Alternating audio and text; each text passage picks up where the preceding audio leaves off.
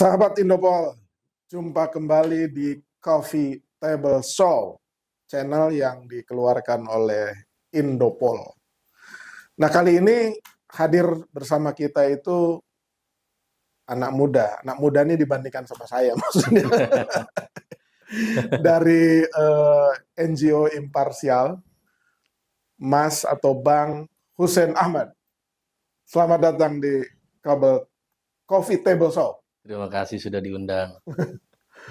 Kita akan ngobrol soal mungkin bagi banyak orang kurang menarik mungkin, ya kan? Dan bagi banyak orang juga banyak yang tidak tahu walaupun sering mendengar, yaitu tentang ketahanan nasional. Gitu.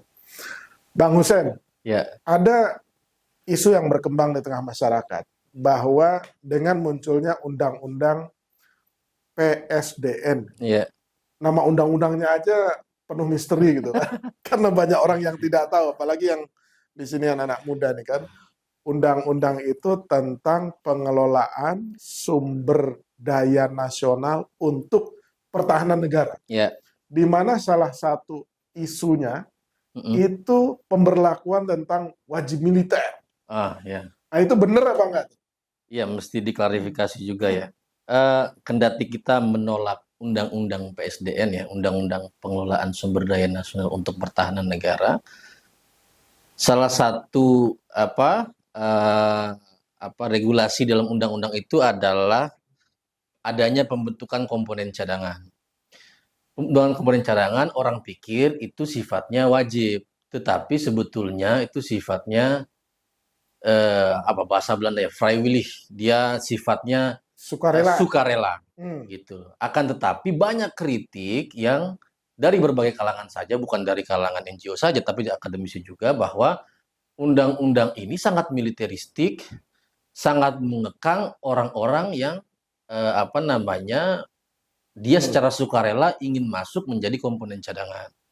Kenapa? Salah satu alasannya adalah karena once orang-orang ini, masyarakat ini masuk menjadi komponen cadangan, dia tidak akan pernah bisa keluar. Padahal orang menjadi tentara saja bisa keluar.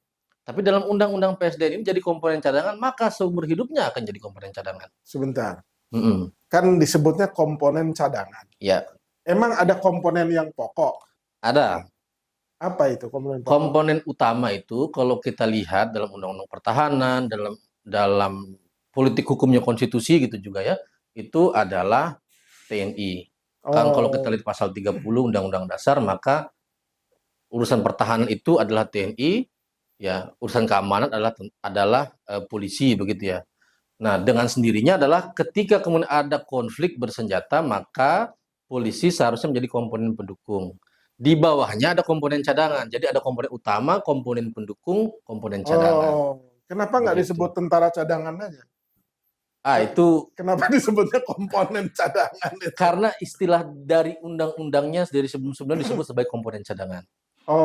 Itu ada di Undang-Undang Pertahanan juga, ada di di Undang-Undang TNI saya kira nggak ada, tapi di beberapa dasar hukum yang lain disebut sebagai komponen cadangan, bukan tentara cadangan. Gitu. Nah, kapan komponen cadangan itu, atau gini, kapan di dalam undang-undang itu kemudian akan berlaku masyarakat diundang secara sukarela untuk menjadi komponen cadangan? Apakah dia setiap tahun ada rekrutmen untuk pelatihan menyiapkan komponen cadangan, atau pada kondisi yang memaksa masyarakat harus dipanggil untuk ikut komponen cadangan itu? Nah, pasca lahirnya Undang-Undang PSDN itu memang Kemhan itu membuka setiap tahunnya itu pendaftaran komponen cadangan di setiap kodam.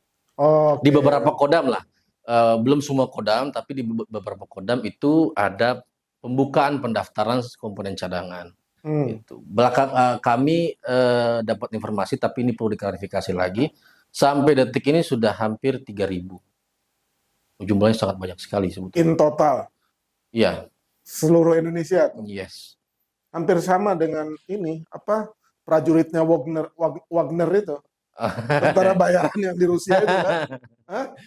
Ya mungkin beda nasib juga. Kalau di sana di Wagner dia dibayar dengan mahal. Nah itu dilatih secara khusus dalam disiplin kemiliteran. Iya, ya dilatih secara disiplin kemiliteran, teknik-teknik berperang gitu ya. Baris berbaris ya seperti tentara-tentara pada umumnya gitu. Oke. Bedanya adalah mereka berasal dari sipil. Tapi justru pada titik itulah sebetulnya kritik kami. Ya, Hmm. ini masuk ke saya ingin bicara soal kritiknya. Bahwa undang-undang PSDN itu eh, dalam regulasinya itu justru karena dia ada pelatihan militer itu justru memandang seolah-olah komponen cadangan itu hanyalah yang sifatnya militer. Hmm. Padahal seharusnya komponen cadangan itu tidak hanya sifatnya militer. Jadi Oke.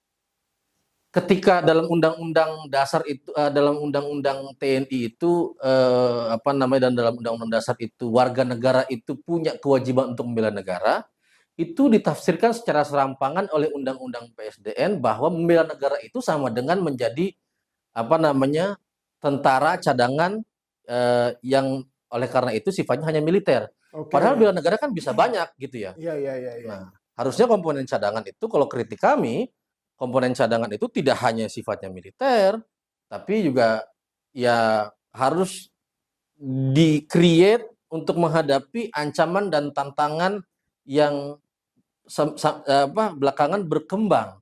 Tidak hanya ancaman militer, tapi juga ancaman misalnya soal tadi Abang sebut soal ada ketahanan pangan, ada ketahanan politik dan lain sebagainya.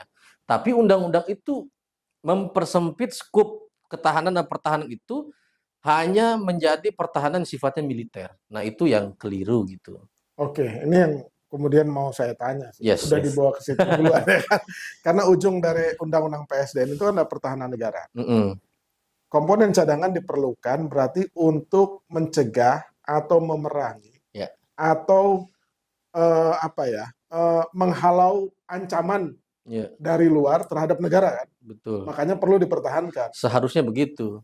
Emang ada ancaman sekarang? Oh, kalau ancaman militer justru banyak. Seharusnya pemerintah berpikirnya begitu. Jadi begini, Mas. Eh, Misalnya Laut Cina Selatan gitu ya, Hmm, LCS, di mana Cina mengklaim sebagian besar Laut Cina Selatan itu sebagai wilayahnya. oke. Kemudian kapal selam ketika kemudian tahun lalu atau 2 tahun lalu saya lupa, Australia diizinkan punya kapal selam kelas nuklir di. Oke. Terus kemudian stasiunnya 3.000 pasukan marinir AS di mana di apa namanya di Darwin di Australia. Nah, kita itu ada di tengah-tengah Hmm, apa namanya pertarungan para pertarungan raksasa ini. itu. Tapi undang-undang ini tidak membaca itu. Kalau ancamannya ternyata ada perang, seharusnya yang dilakukan bukan membentuk tentara yang sangat banyak. Hmm, Justru yang harusnya dilakukan lebih utama adalah pertama, misalnya memperkuat komponen utamanya tentaranya. hmm, Sekarang kita semua tahu tentara kita alutsistanya bagaimana. oke. Pesawat jatuh, tank tenggelam, kapal selam kemarin tenggelam. Itu dulu yang diperbaiki karena kita ada dalam tengah-tengah. Dan Hmm, pertarungannya itu tidak lagi ada di darat.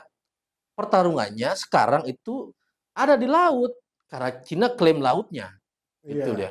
Itulah kenapa kemudian yang ditaruh di Australia, Amerika itu taruhnya marinir. Itulah Hmm, kenapa Australia diizinkan punya kapal selam nuklir, bukan justru berbondong-bondong membentuk tentara cadangan dalam tanda kutip, komponen cadangan dalam tanda kutip itu yang juntrungannya nggak jelas gitu sebetulnya, hmm. gitu loh. Karena kan kalau perang modern ya, Mm. sekarang itu dengan tentara sedikit, asal persenjataannya lengkap dan banyak, kan itu Betul, nggak memerlukan manusia banyak gitu loh. betul. Ya kita bisa beri contoh ketika kemudian bagaimana caranya Amerika menemukan Osama bin Laden? Emangnya pakai babinsa? Emangnya pakai pakai taruh Paramiliter. orang di setiap desa supaya orang tahu Osama bin Laden lokasinya di mana? Kan enggak, dipakai satelit, Ya. diawasi kemudian. Kemudian beberapa orang dikirim untuk mengkonfirmasi. Tapi bukan kemudian Amerika kirim pasukan ke sana banyak-banyak station di sana untuk menemukan Osama bin Laden itu. Nah, perang itu sudah berubah menjadi begitu. Teknologi yang menjadi utama, tidak perlu orang banyak gitu ya. Manpower tentu saja perlu, tetapi teknologi yang mutakhir, yang mumpuni itu perlu. Nah, saya balik lagi ke komponen cadangan, itu justru merupakan pemborosan di tengah kita butuh banyak sekali alutsista yang baru dan butuh penggantian alutsista yang lama yang rusak. Gitu loh. Jadi mestinya prioritasnya itu adalah modernisasi alutsista atau Betul, persenjataan. betul. Bukan malah perbanyak orang yang nggak tahu besok kalau perang mau dikasih apa mereka itu senjatanya. Kan gitu Bambu kira-kira. runcing lagi ya. Bambu runcing lagi kan itu yang selalu diulang-ulang. Kita merdeka karena bambu runcing, padahal itu bohong, itu nggak ada kita perang pakai bambu runcing. Dulu orang sudah pakai senjata kok, bobol gudang senjata Jepang dan Belanda kok. Iya, Mana ada orang iya. perang pakai bambu runcing. Nah, saya penasaran ya. Kalau biasanya pemerintah itu kan melakukan begitu banyak sosialisasi lah tentang undang-undang. Tapi undang-undang ini, saya cek kan lahir di 2019.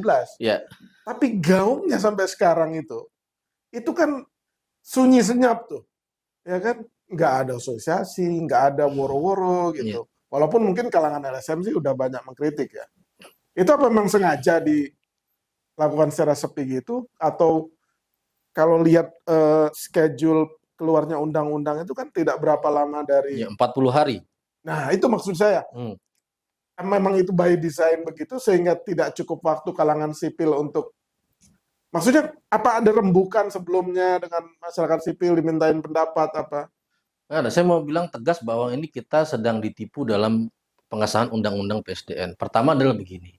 Dulu undang-undang itu disebut sebagai undang-undang komponen cadangan. Orang semua langsung tolak. Oh, ini militerisasi sipil ini.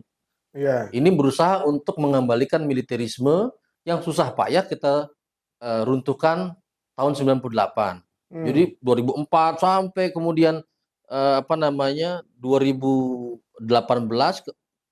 kalau ketika muncul usulan undang-undang komponen cadangan itu semua orang tolak. Tidak hanya kalangan LSM tapi juga dari kampus-kampus juga tolak. Masyarakat sudah langsung mahfum, oh ini kita berusaha untuk mengembalikan militeristik. Maka dia coba diganti namanya, dicoba nih dengan pengelolaan sumber daya nasional untuk pertahanan negara yang isinya sebetulnya ngomongin soal komponen cadangan. Gitu. Dan kemudian ini yang dicicil di sini, Mas. Ini saya terus terang aja ya. Karena waktu itu 2019 kita semua sedang disibukkan dengan adanya revisi Undang-Undang KPK dan rancangan RKUHP. Yang semua orang demonstrasi tolak-tolakan. Dulu Pak rame sekali hampir berminggu-minggu mahasiswa demonstrasi tahun 2019 itu dengan tagline reformasi di korupsi.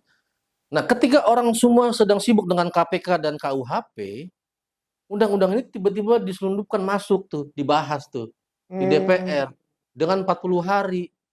Kami saja dapat undangan itu 1 hari sebelum undang-undang itu disahkan. Gitu loh. Kok bisa ya? Kok bisa itu loh. Jadi yang kami sebut ya ini jelas undang-undang selundupan gitu ya, yang nggak pernah dibahas dengan masyarakat sipil, dan banyak pasal yang bermasalah gitu. Yang dipersoalkan oleh kalangan sipil undang-undang PSDN ini apa saja, Bang?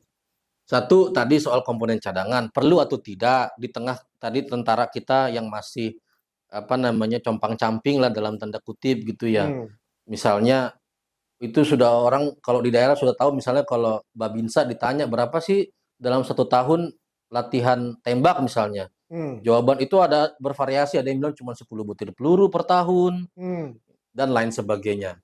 Kemudian apakah kebutuhan untuk alutsista untuk komponen utamanya itu TNI sudah cukup atau belum gitu ya. Nah, itu juga jadi satu problem gitu. Nah, dalam konteks komponen cadangan juga kita melihat ini kan belum perlu jadinya gitu ya, karena tadi kondisi komponen utamanya yang belum selesai lah masalahnya. Belum lagi kalau bicara soal kesejahteraan prajurit. Kita masih lihat prajurit tinggal di rumah yang pakai tembok dari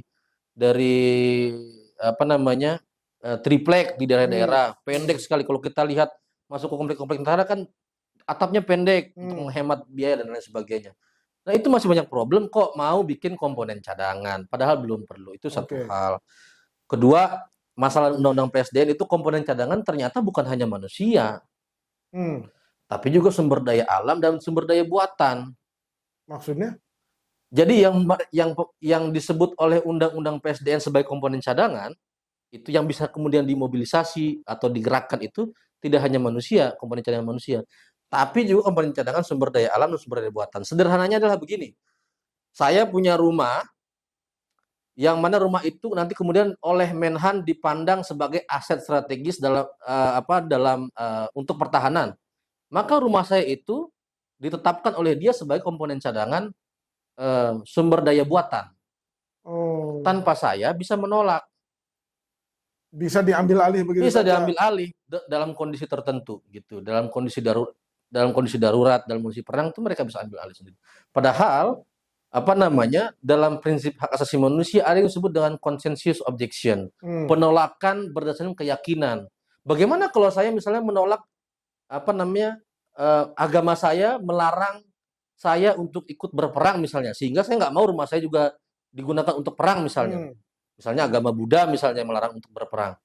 Kan itu tidak diakomodir dalam undang-undang ini. Dan Mas, Hmm. yang perlu digarisbawahi cetak tebal adalah itu bagaimana mekanisme menetapkan komponen cadangan sumber daya buatan dan sumber daya alam itu hanya berdasarkan tanda tangannya Menteri Pertahanan. Jadi kalau Prabowo hari ini bilang bahwa saya punya pabrik itu adalah komponen cadangan sumber daya buatan, saya nggak bisa tolak. Cuman tanda tangan Prabowo tanpa persetujuan dari yang lain, tiap ada Hmm. mekanisme checks and balances dan lain sebagainya. Hmm. Gitu loh. Kalau besok mau dipakai buat latihan, nah saya nggak bisa ngapa-ngapain. Atau dijadikan pabrik senjata. Iya, kalau nanti dia bilang, oh ini dalam kondisi ini ada Laut Cina Selatan sedang berkobar Genting misalnya, lah. diambil misalkan, saya nggak bisa nolak. Oke. Apa jaminannya nanti buat saya itu akan kembali, kan nggak ada gitu. Oke. Nah itu juga jadi satu problem. Kedua, yang ketiga adalah misalnya ada perluasan definisi ancaman. Hmm. Dalam Undang-Undang Pertahanan itu hanya dua. Ancaman itu adalah ancaman pertahanan dan ancaman non pertahanan, Hmm. gitu ya. Ancaman pertahanan dihadapi oleh tentara, ancaman non pertahanan dihadapi oleh institusi-institusi sipil. Misalnya apa? Kalau ancam pertahanan itu ada agresi dari luar, Oke. maka tentara dong. Ah. Nah, kalau ancaman non pertahanan, ancaman non perang itu misalnya seperti pandemi, Ah. maka siapa institusi yang di depan? Kementerian Kesehatan, Ah. Badan Nasional Penanggulangan Bencana, dan institusi-institusi sipil yang lainnya. Hmm. Dalam undang-undang ini itu diperluas, Mas. Ada yang disebut sebagai ancaman hibrida. Apa itu? Nah, ini definisinya nggak jelas dalam undang-undang PSDN. Itu ya, definisinya kalau dalam undang-undang PSDN adalah gabungan antara ancaman pertahanan, ancaman perang, dan ancaman non-perang. Dan itu Oh. dihadapi oleh komponen cadangan dan TNI. Ya bahaya dong. Hmm. Karena kenapa? Karena selama ini cara pandang militer kita, pemerintah kita masih memandang misalnya ancaman ketahanan pangan, ancaman dari bencana itu bagian daripada pertahanan negara Hmm. yang mana dihadapi oleh TNI. Kan selalu begitu. Misalnya apa? Citarum, Hmm. kalinya kotor. Siapa yang bersihin? Tentara. Hmm. Terus kemudian pemilu distribusi kotak suara harus pakai tentara juga. Padahal banyak banyak institusi lain yang sebetulnya bisa kita ini Hmm. maksimalkan gitu. Nggak Hmm. melulu harus tentara. Dan itu kalau semua urusan kemudian dipandang sebagai urusan pertahanan, Mas, yang terjadi adalah sebetulnya mau bilang bahwa ini mengembalikan dui fungsi. Ketika zaman Orde Oh. Baru. Orde Baru kan begitu. Iya, iya, iya. Tentara punya fungsi pertahanan dan punya fungsi sosial politik. Cuman Hmm. dia diam-diam ngomongnya nih. Iya, kita sudah nggak punya fungsi sosial politik, tapi semua ancaman dianggap sebagai ancaman hibrida. Iya, Gitu loh. iya, iya, iya. Salah satu penjelasan dalam Undang-Undang PSDN itu yang saya paling ngakak dan ketawa adalah salah satu bentuk ancaman hibrida itu misalnya adalah ancaman eh, LGBT misalnya. Oh, disebut itu. Disebut yang begitu-begitu. Gitu. Jim itu tuh Lalu ancaman gimana? ya. Ancaman. Terus bagaimana kemudian ini tentara bisa menghadapi ancaman itu, kan nggak masuk di akal saya gitu loh. Karena menurut saya tentara itu dalam negara demokrasi itu harus dipastikan sebagai sebuah lembaga atau alat negara yang fokus untuk berperang, gitu loh. Iya. Bukan untuk menyelesaikan masalah-masalah sipil yang lainnya. Semakin dia diundang masuk ke urusan sipil, maka keinginan dia untuk kemudian mengambil alih negara, mengambil alih politik dan pemerintahan itu semakin besar. Contohnya apa? Contohnya negara-negara di Amerika Selatan misalnya, Chile, kemudian atau kemudian Indonesia tahun 65 misalnya, dikasih ruang jadi menteri dan segala macam, yang terjadi apa ketika Orde Baru?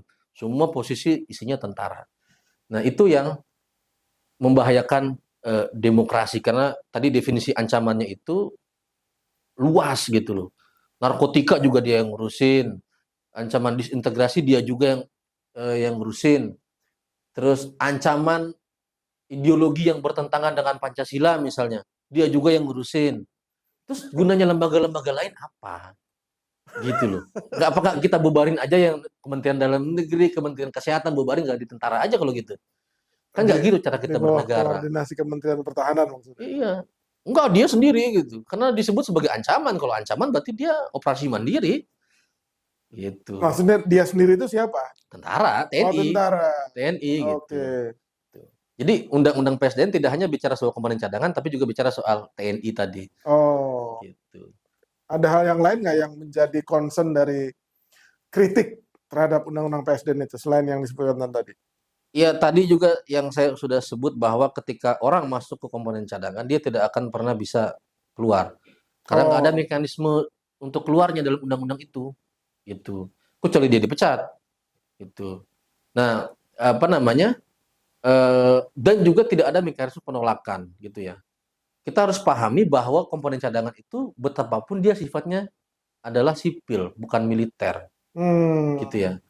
Karena dia sifatnya sukarela, maka dikenal yang tadi saya sudah sempat sebut, asas dalam dunia itu sebut dengan conscientious objection tadi. Kalau dia merasa bahwa ini bertentangan dengan hati nuraninya dia berhak melakukan penolakan. Itu di Amerika, di negara-negara maju yang punya wajib militer sekalipun, itu dimungkinkan ada mekanisme penolakan. Gitu. Nah, alih-alih memberikan mekanisme penolakan itu dalam undang-undang PSDN, justru orang yang melakukan penolakan yang atas dasar hati nuraninya dia, gitu ya, dia dipidana penjara.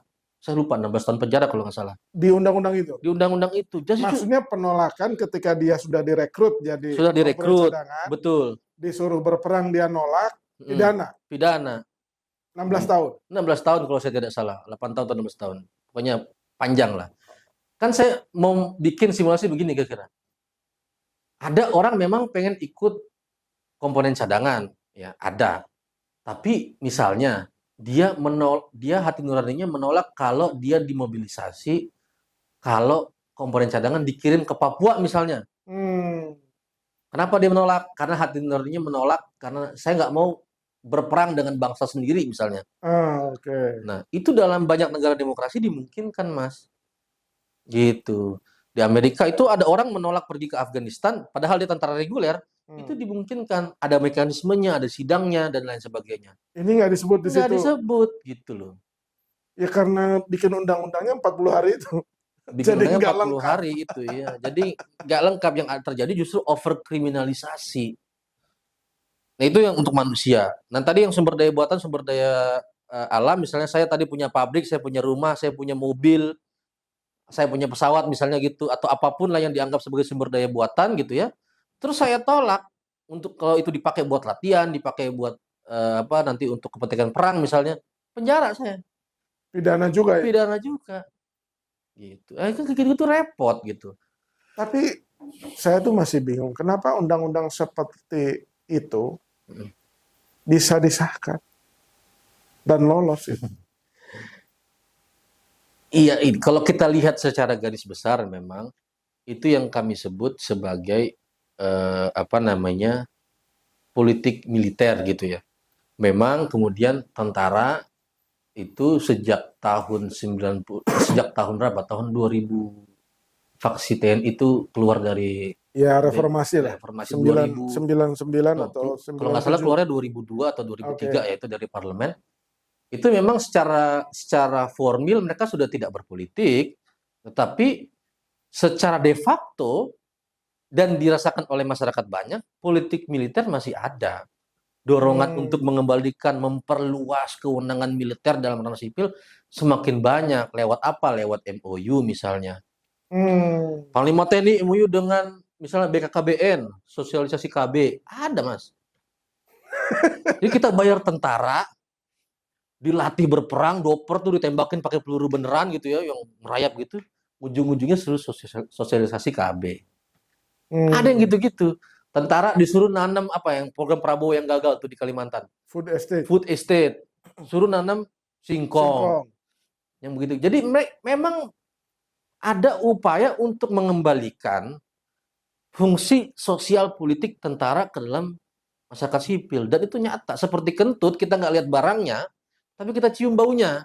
Oh. Ada nih barang nih. Ini ada nih baunya nih.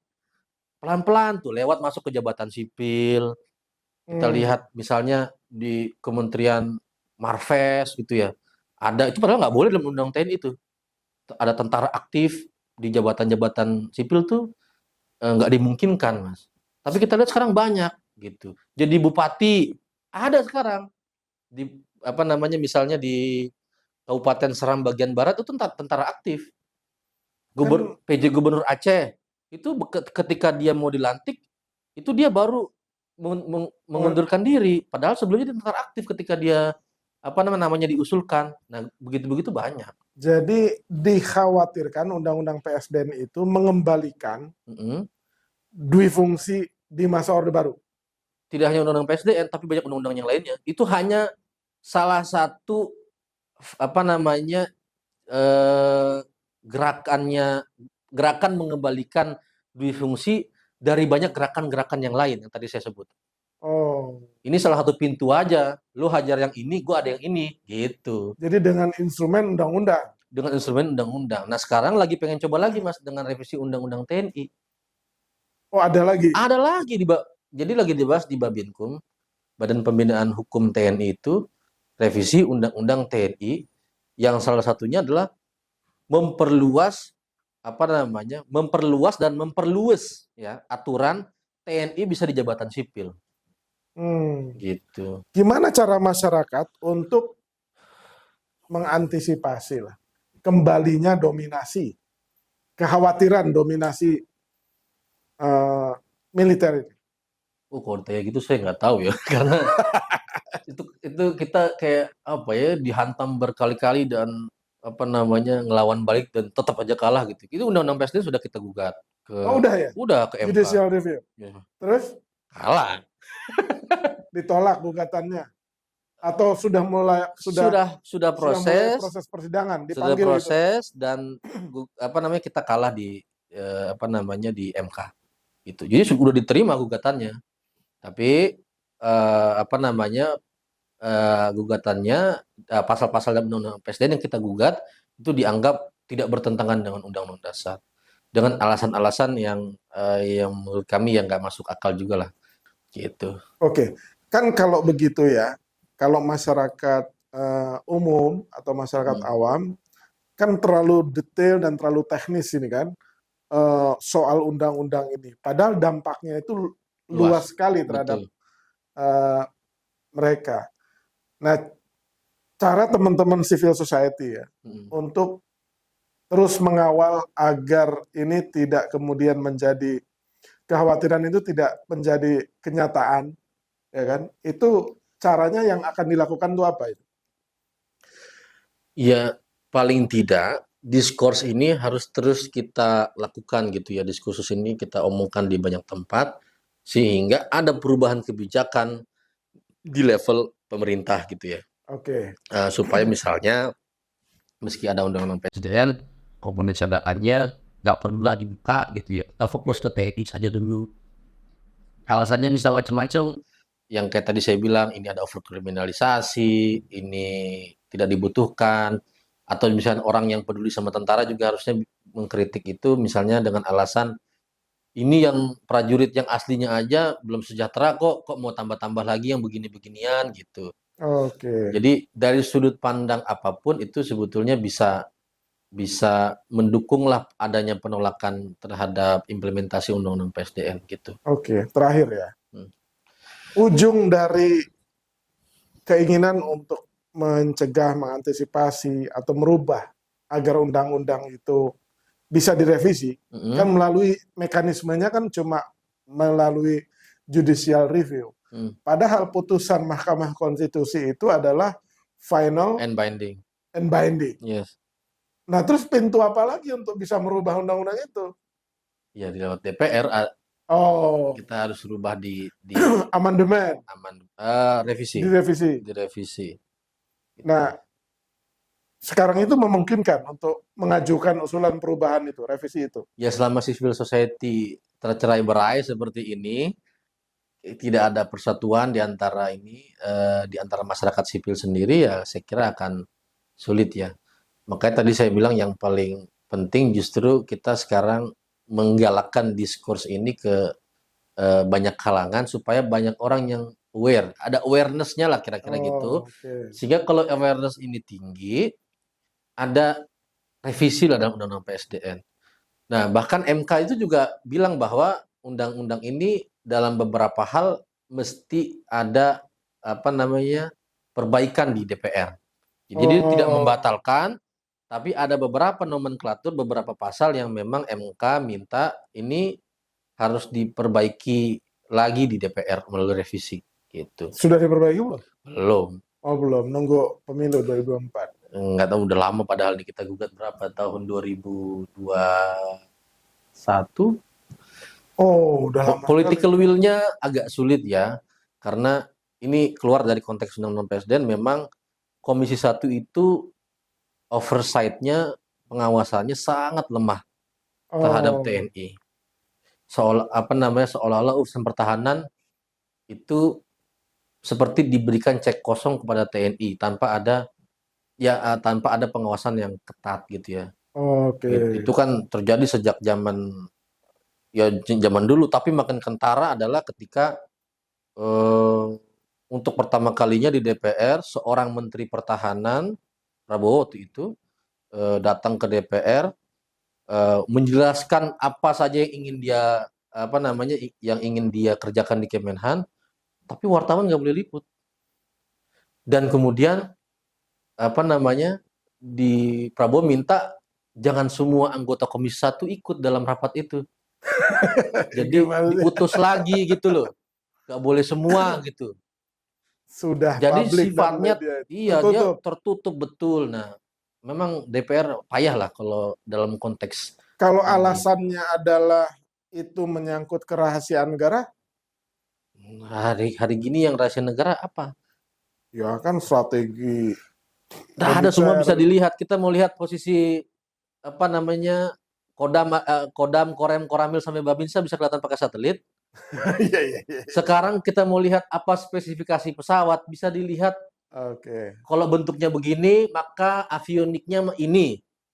Maka radarnya jenis ini. Kalau kita belinya tahun segini, maka senjatanya yang bisa dipakai itu ini. Apakah punya kemampuan misalnya kalau pesawat, apakah punya kemampuan untuk perang malam atau tidak, itu kelihatan dalam bentuk foto itu pun kelihatan. Oke. Jadi hanya orang-orang yang kemudian close minded dan dia punya niat jahat yang pengen ini tertutup tanpa ada oversight dari publik. Saya ambil contoh, di Amerika itu membahas teknis yang sophisticated gitu ya, itu diklasifikasi dia memang dalam pesawat kalau dalam membeli alutsista. Tapi publik itu diberikan pesawat ini dibayar pakai pajak lu. Pajak lu itu diberikan spesifikasi pesawat yang A, B, C, D, E, F, G untuk menghindari adanya korupsi dan supaya pengawasan dari publik juga ada. Di kita kan nggak gitu. Iya. Supaya ada kickback itulah. Gitu. Nah, itu yang terjadi hari ini di Komisi 1 gitu ya. Saya nggak mau bilang Komisi 1 korupsi, enggak. Cuman saya mau bilang bahwa pengawasan Anda sangat lemah dalam konteks pertahanan di Indonesia gitu ya.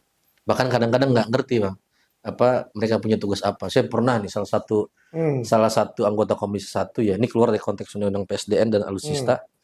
Saya tanya di DPR itu, tahu nggak kira-kira kalau operasi militer di Papua itu tidak berdasarkan persetujuan dari DPR?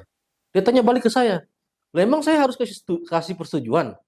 Dia nggak baca undang-undangnya ternyata. Dalam undang-undang TNI, baik operasi militer maupun operasi militer selain perang harus berdasarkan persetujuan bersama antara DPR dengan Presiden. Itu di undang-undang ya kan? Di pasal 7 ayat 3 Undang-Undang TNI. Tapi ada anggota yang Bang Hussein nanyanya mungkin pas kepada orang yang nggak ngerti. Dia unsur pimpinan lah yang seharusnya, dan dia jagoan lah muncul di publik kalau dia. Iya. Nah itu saja dia tanya balik, oh ternyata saya punya kewenangan ya. Dan dia minta tolong dong Mas, kewenangan kami dalam konteks pengawasan TNI apa-apa saja tolong berikan semacam notes atau Guideline.